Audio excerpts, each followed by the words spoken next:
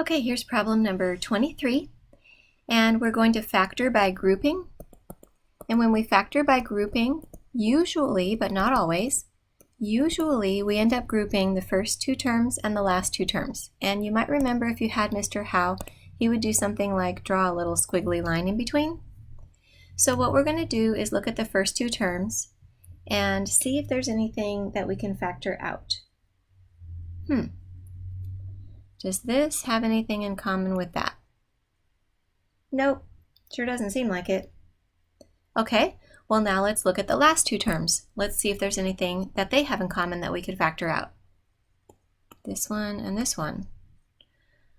Nope, sure doesn't seem like it.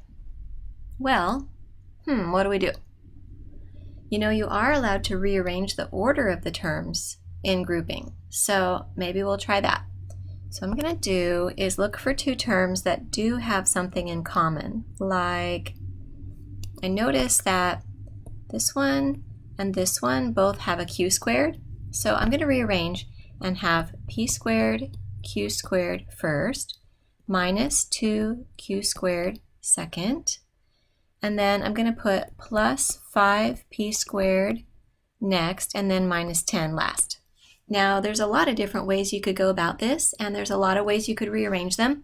And I'm not saying this is the only way, this is just one of the possibilities. So now, let's look at the first two terms.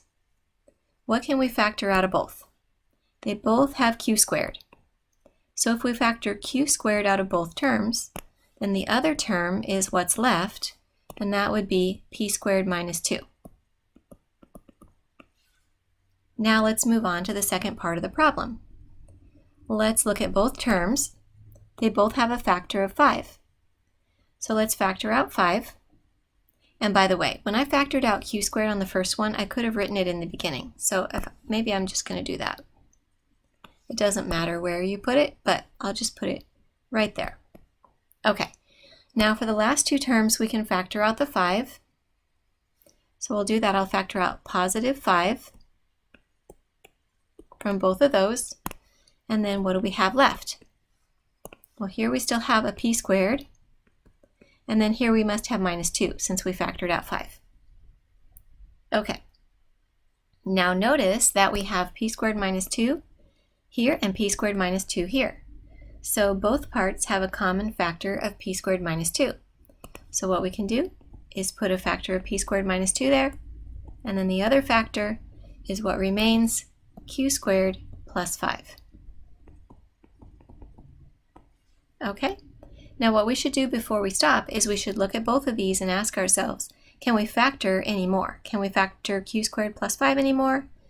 Nope. Can we factor p squared minus 2 anymore? No. But if we had something like p squared minus 4, that could be factored further. Or if we had p squared minus 1, that could be factored further. Those are both differences of squares. But in this case, we didn't have that.